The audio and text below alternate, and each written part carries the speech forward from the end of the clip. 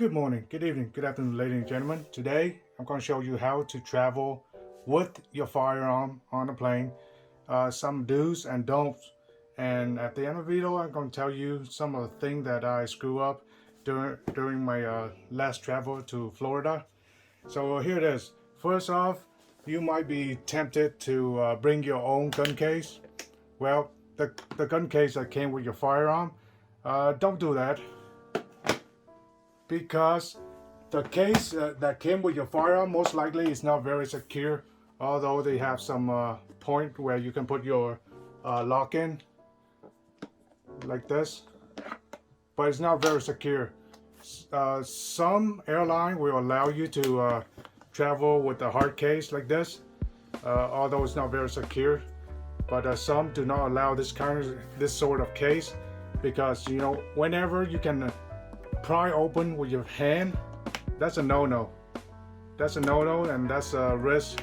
So the airline doesn't want to take that kind of risk with this kind of hard case.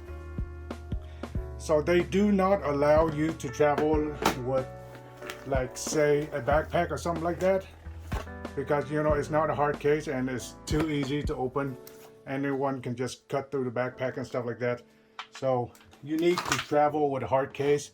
But don't use the case that you bought your firearm with. Most likely it's not very secure. And you're going to waste tons of time and money to buy a new case. So might as well just buy a new case, so you don't waste a lot of time with it. And what I would recommend is go out and buy yourself a decent hard case. Like a really decent hard case. A lot of manufacturers make the hard case. You can find one at Walmart, Bass Pro. Now this hard case I bought at Bass Pro is a SKB cases, I-series, waterproof, and all that good stuff.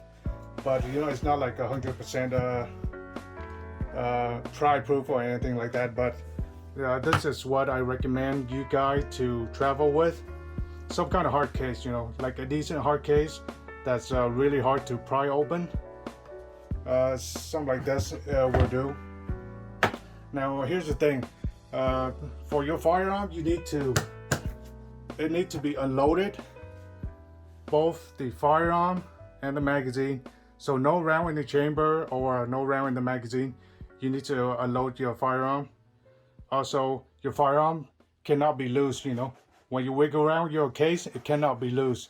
So if it's too loose, they will reject your package, and you have to pretty much do over. Airline allow you to have as many firearms on your case as you can. As you can see here, I managed to fit 2 pistols here. My concealed carry pistol, Springfield Hellcat, and my main pistol is SIG M17. And I managed to fit that into this one case. But there are some people who like to travel with a rifle or a really long pistol, and you need to get a bigger case. So depend on the airline. Some of them allow for up to like 15, no, I think it's like 30 pound or 50 pound per case. But yeah, keep an eye out on that. Make sure you check the website on their rules. How many pounds you can travel with and stuff like that. So pretty much all airlines allow you to have your firearm plus ammo inside the same case. However, the ammo, it needs to be in some sort of packaging like this, some sort of OEM packaging. So here I have 4 boxes of Gold Dot because, well, I like to have my Hornady Critical Duty with me, but it's just so hard to find any ammo these days. So the Gold Dot will do. Otherwise, I will put some Hornady Critical Duty with me, but the Gold Dot is fine. And as you can see here, I have a pistol and 2 magazines for my concealed carry, because you don't need that much magazine for your concealed carry. And I have 3 magazines for my main pistol, which you can see here, the M17.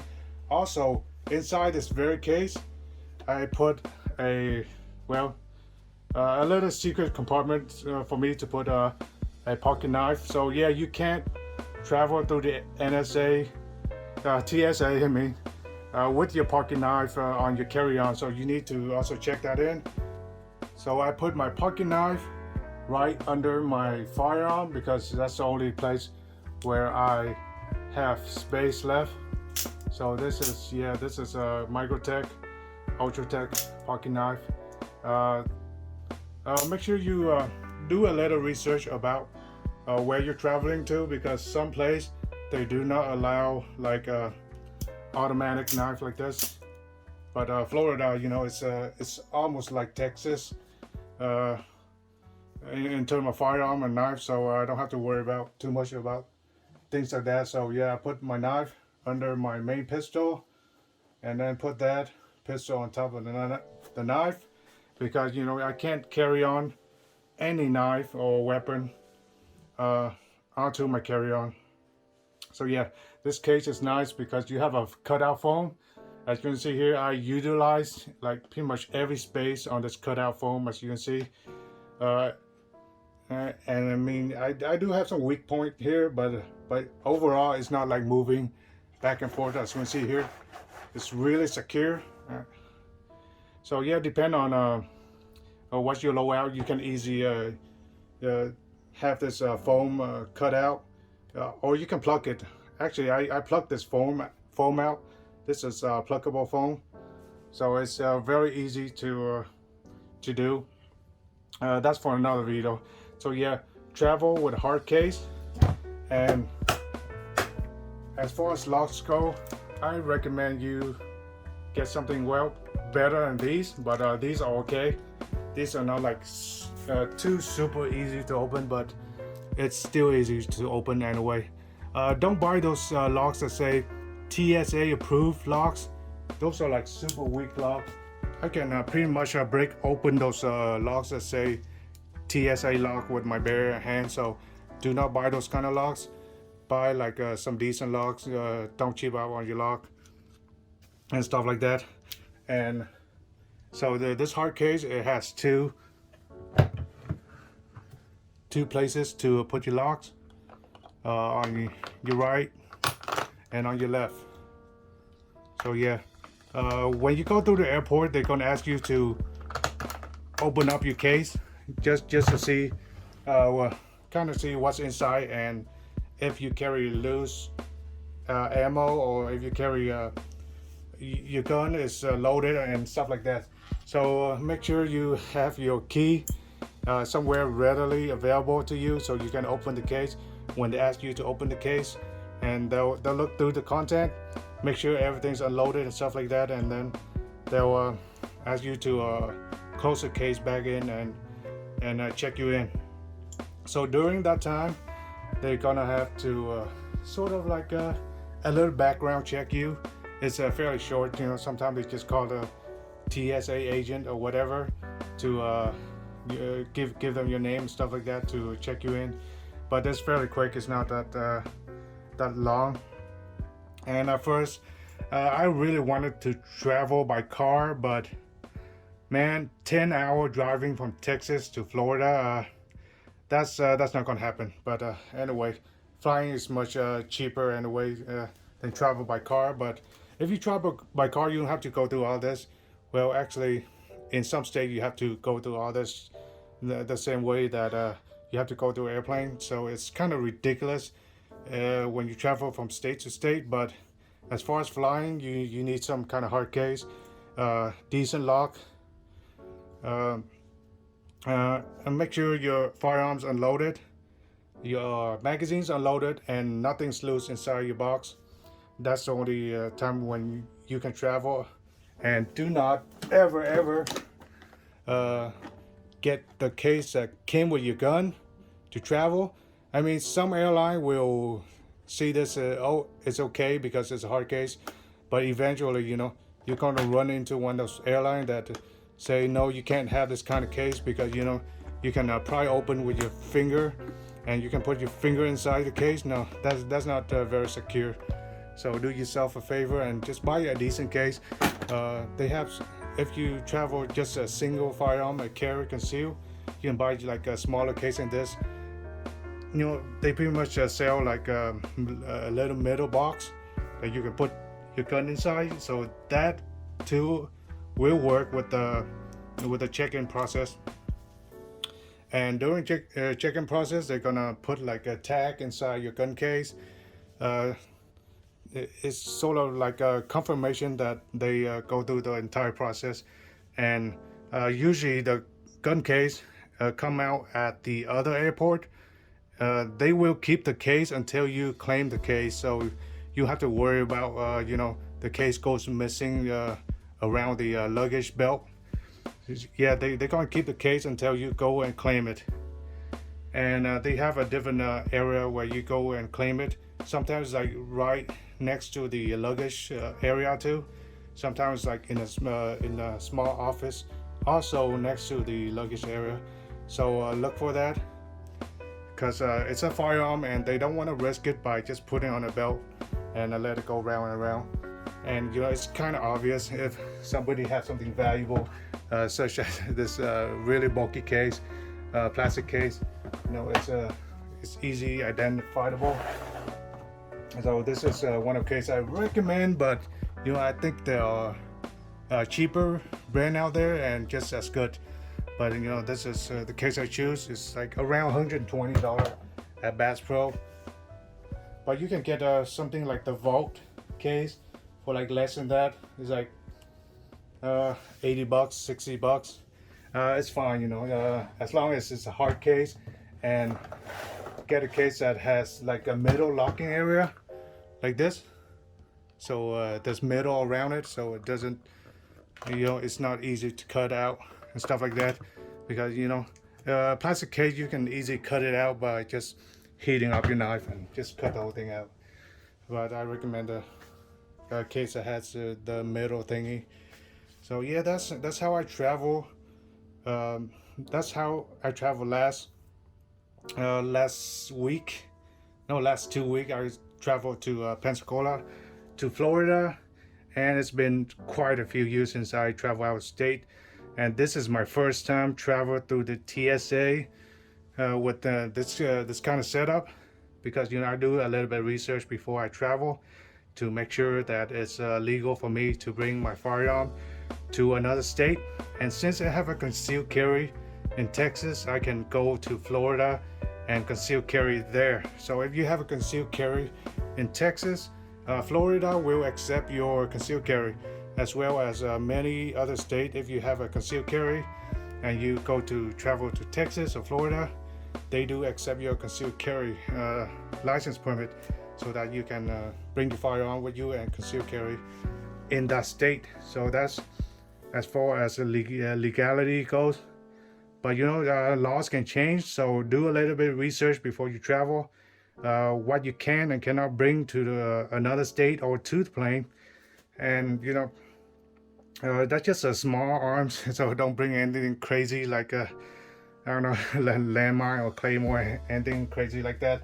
You're gonna have a heck of a time explaining yourself to the TSA. Now, one of my blunder through this previous travel is that I made a mistake, and that cost me some money. In fact, it cost me like around $100, because I traveled with this soft case. Now, I didn't put any firearm or anything like that in my backpack, because when I go to a range, sometimes I use this backpack and I put a whole bunch of magazine and ammo inside.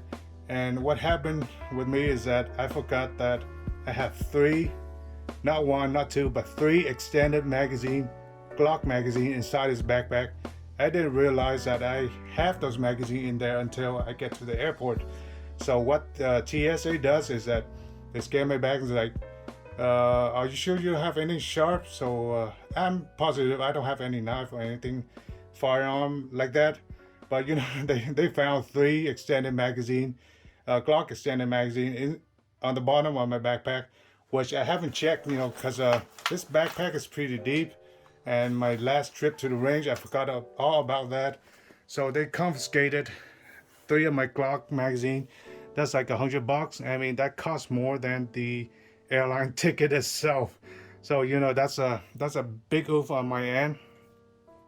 So next time I travel, I'm gonna make sure that I have nothing that the TSA, the government, will want to confiscate. But if you think about it, I mean, three empty magazines. What can I do with three empty magazines? I don't know. But for this so-called servants, they think we're just uh, big no-no for traveling with a three empty magazine. But anyway, I didn't realize that, so I lost those three magazine. Yeah, that's a big oof. But yeah, remember when you travel through the TSA, make sure all your gear, all your backpack, you don't bring anything that the TSA might confiscate, like the magazine or pocket knives. Sometimes people forgot like pocket knives inside the backpack that they totally forgot about it, and you get confiscated for that. Unless maybe you call another person to the airport to pick up the stuff, but at the time, I mean, it was really late for me. It's like 5 a.m. in the morning, and I don't have anybody to pick up those magazines. So gone are those three extended Glock magazine. Rest in peace. I will remember you forever. I believe those are like two ETS extended Glock magazine and one OEM Glock magazine. So yes, it's around $100, 80 to $100. So that costs more than my ticket, which is $78 one round. So yeah, that's my blunder during traveling. Hope you guys learned something from this. And yes, you can travel with your firearm, but make sure you do a little bit of research, especially times changes and laws can change with a stroke of a pen. So make sure you know the state law before you bring some sort of firearm to that state, because some state they might restrict magazine capacity or magazine button, like California and stuff like that. So make sure you do your research before traveling to another state. And it's just not that bad. Once you know the process, not that bad. I mean, the whole process. The thing I hate most about travel right now is the requirement of a mask. Yes, you need to wear that ridiculous mask on a plane. It's fairly hard to breathe already on a plane. Yet you have to wear the mask. So that's just one of the downsides of traveling right now. That's why I want to travel by car, but my car broke down recently, so I didn't feel too confident using a car again. So yeah, that's my tips and tricks for traveling. So don't forget to like, subscribe, and remember I have a giveaway tomorrow, Friday. So stay tuned for that. Subscribe. Make sure you're a subscriber. And yeah, that's all I got for you. This is Viva Crypto Vital signing out.